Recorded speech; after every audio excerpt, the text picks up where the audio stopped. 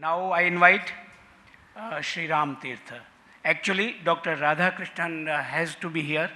He couldn't reach here, so Ram Tirth, a young scholar and poet and son of Vasant Bhai. Grandson of Vasant Bhai, right. Sri Ram Tirth. He will read out the paper of Dr. Radhakrishnan. Ram Tirth. One is Ram Tirtha and the writer is Radha Krishna. All are gods. Right? Actually, Dr. Bhatt, my grandfather, used to share that story with us a lot when we were kids. And we've also heard many, many variations on his behalf.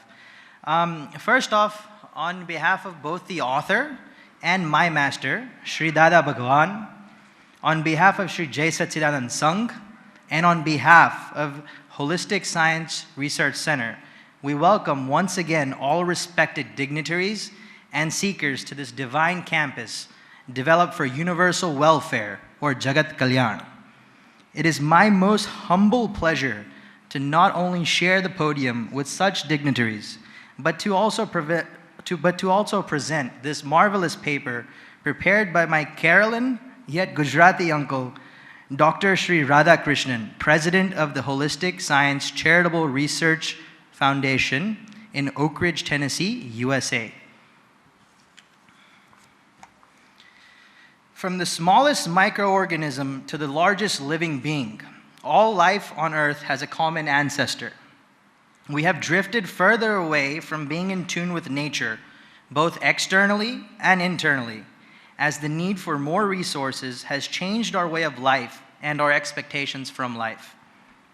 In the process, we have willingly ignored our role and responsibilities to the environment and in turn our self-interest.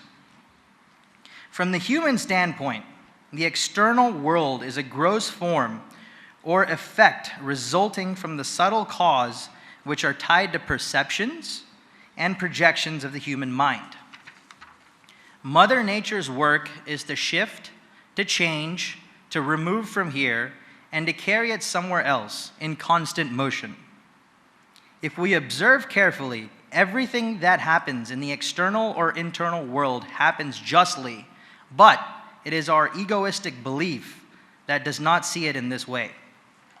The natural laws that govern and sustain the entire universe are way beyond our rational thinking, but if we are sincere and open-minded to know the truth, it can be experienced in our own living body. Sri Dada Bhagwan has said that the human body is a universal laboratory and our living is a live experiment that is going on within us. If we hold on to this golden rule and live, we are living naturally. There is nothing external which is not internal. The internal mind creates reason and meaning from each external situation in life. When we recognize the external situations as our own projections, background, and conditioning, we can see a higher vision that reveals the mind as a mechanical, programmed instrument.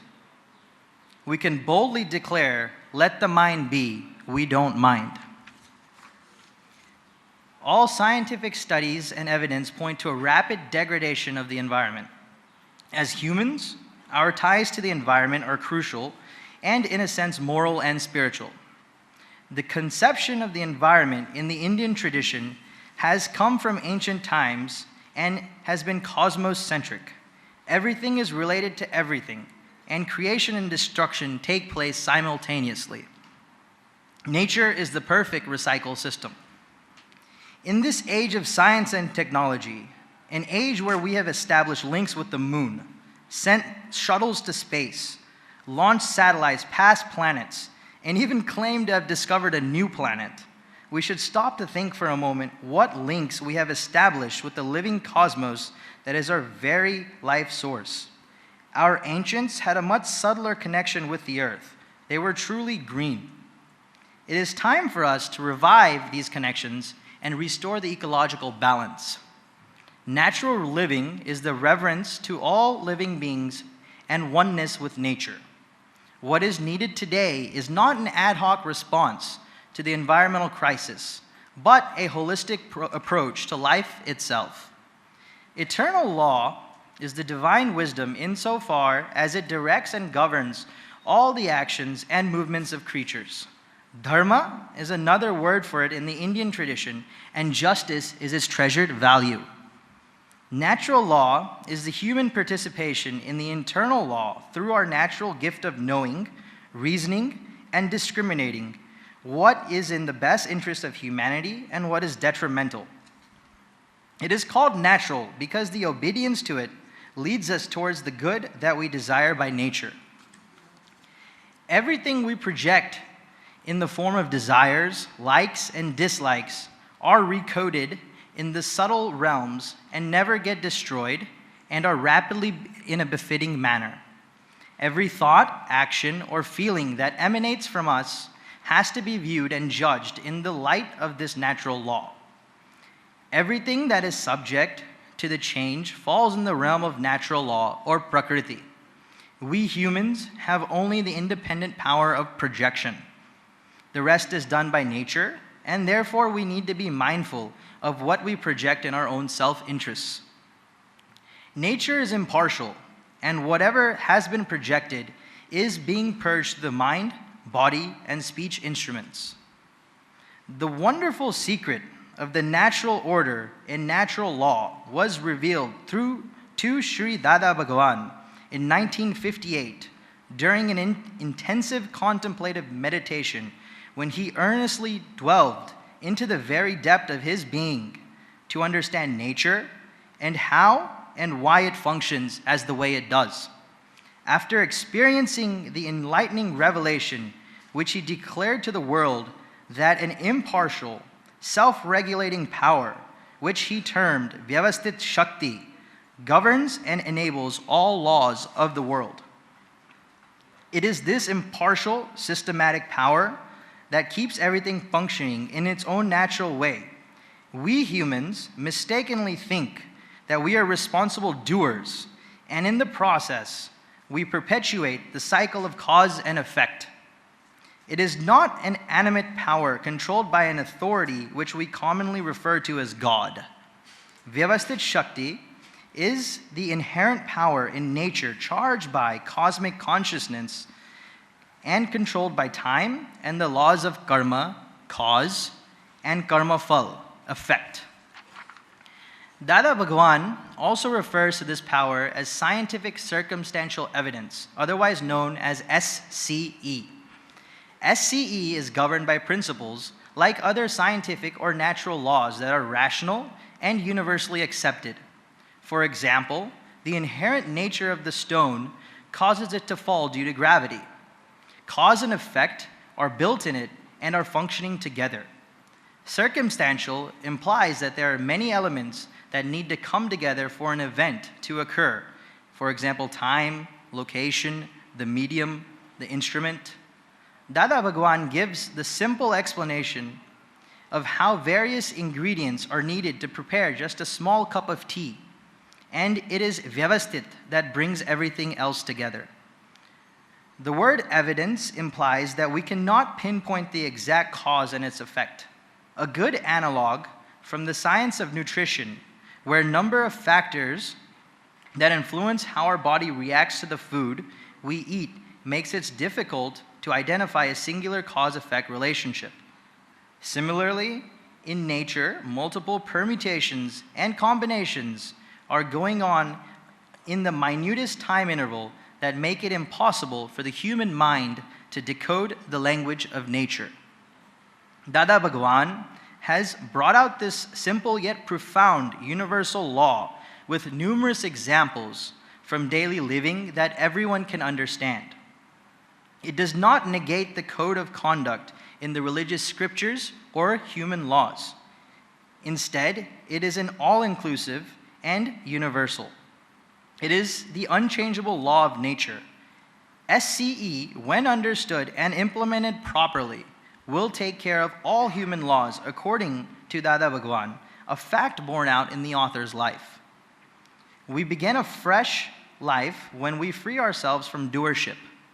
We start to accept everything that is happening as correct and just and learn to adjust to all circumstances without finding any faults. Through this understanding and a positive vision, we develop an obliging nature which will ultimately lead to perfect freedom even in this lifetime. Humans have their own dharma, which is grounded in 4 values brought together under the fold of purusharths, or aim of existence. These are dharma, artha, kama, and moksha, which denote the moral value, economic value, both wealth and material, vital value, physical, mental, and aesthetic desires, and spiritual values.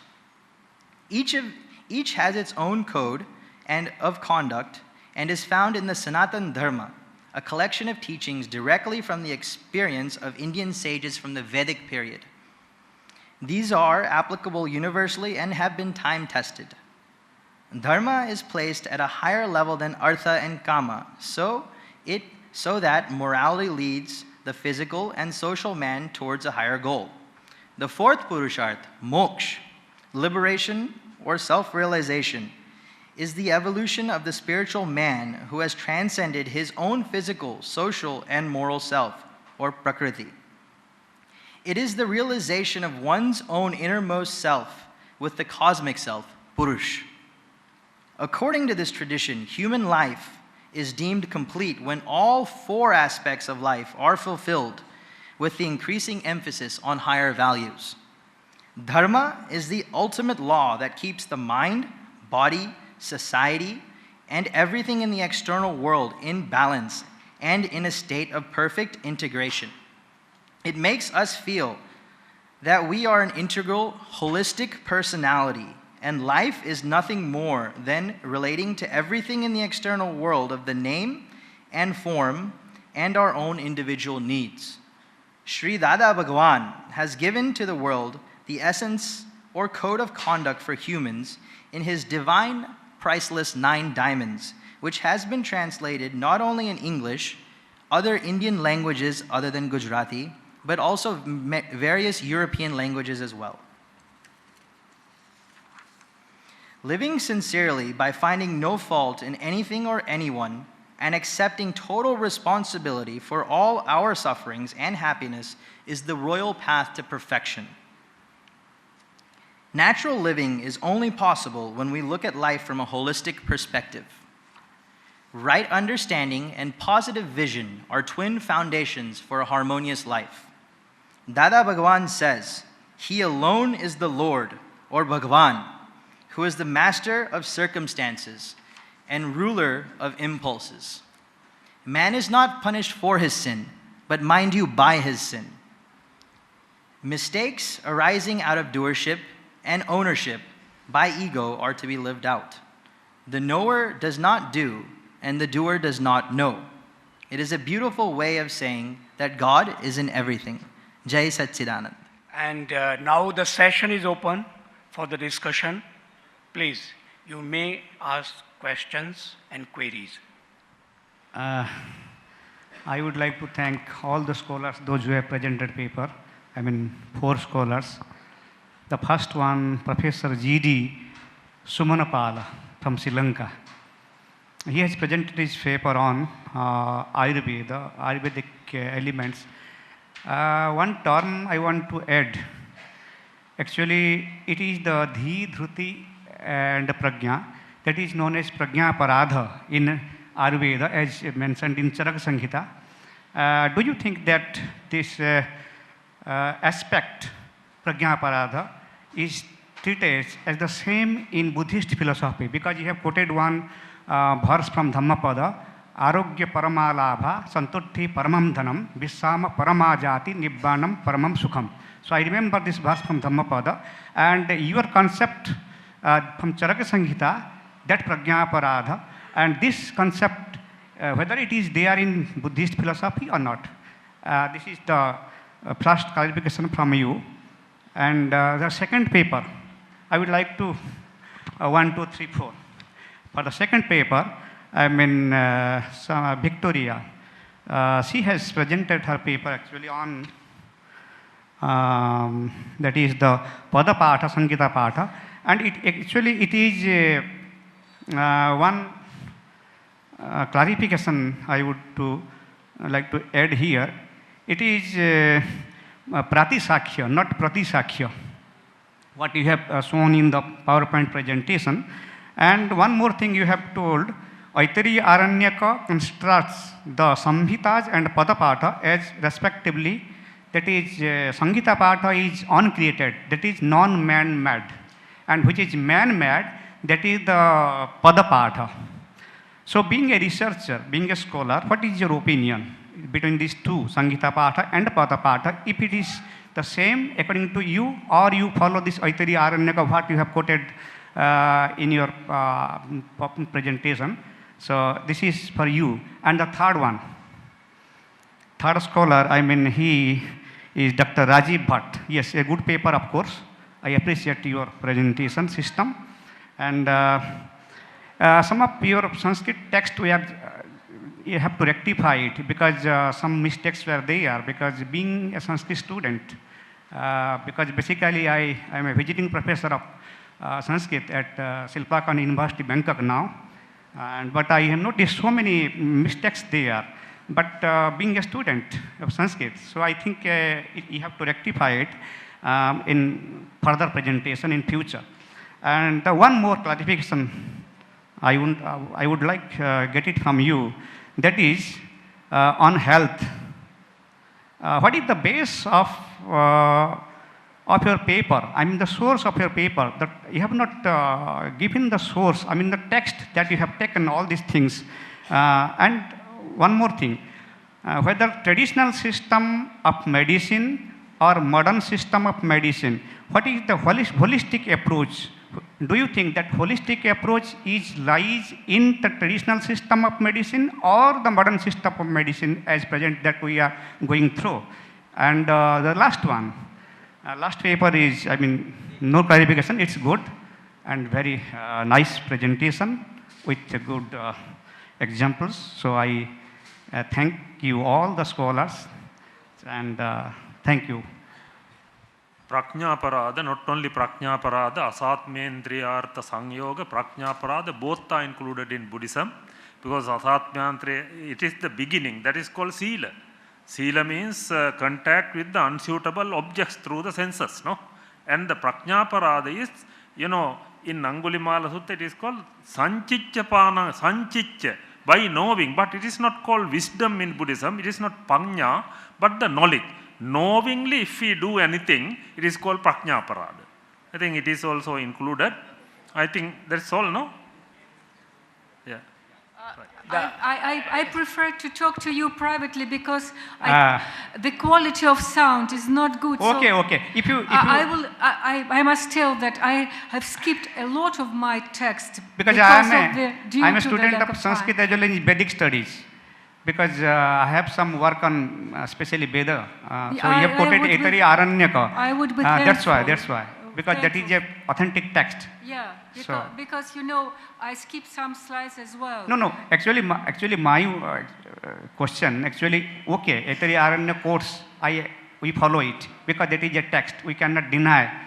But the thing is, being a researcher, what is your personal opinion? I mean, what is your conclusion on this particular aspect as a scholar or a researcher? Yeah. That I want to know from you. Thank you. Okay. My opinion, I am trying to understand, I am trying to interpret what texts say.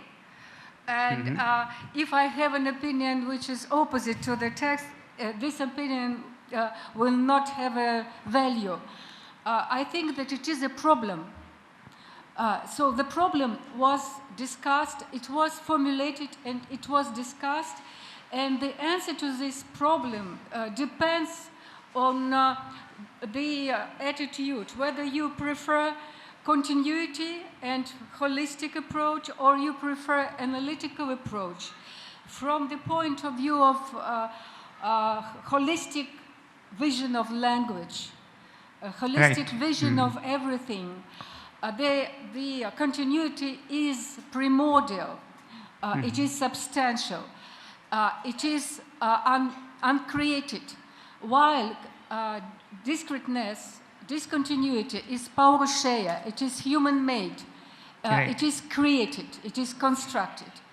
Right. So, in my opinion, my choice is that both are very, very important, because if we follow the Vedic model of ritual, we have this combination of continuity and discontinuity. In ritual itself, we know very well that the victim was divided into different parts before, and then there was a special ceremony to revive the victim, to give it a new life on the heaven.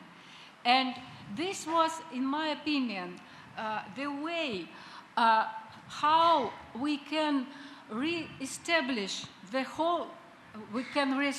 integrity on the level of ritual, not in practical life, but symbolically in the ritual. So we believe that now in our samsaric life, we are wholes made of parts. Right. Yes. Right, right. But we are not a complete beings. We need something to complete ourselves. We need some things we need some emotions, etc., different things which are outside of us. We have to complete our life with outside things, but we are not the self-sufficient essences. So there is a chance for us to become self-sufficient essences if we understand our inner essence as a whole. But in one line, because Thank you for your comments. And about the first part about the mistakes, so the mistakes are because of the absence of some font, and the presentation was transferred from one computer to the other computer. Right, but right. before going to print, it will I will try to give a PDF with all corrected, codes. About the second part, the sources.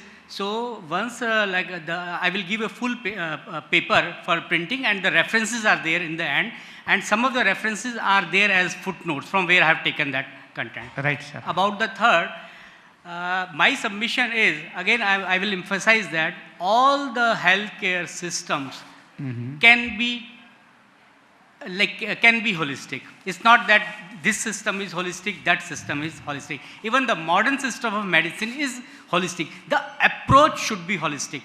There is no fault in the system. All the systems are equivalent and complementary. The problem is with the approach. So there is nothing like holistic medicine. All medicine, it is the approach, which is, so holistic approach is the right word. And I don't want to use holistic medicine, I want to use the complementary medicines or integrated medicine as the correct word. I think that's all. Okay. Thank you, Dr. Yes, Rajiv. thank you, sir. Thank you very much. And in Delhi, we are there to help you, sir, in the font and typing of Sanskrit. Don't bother.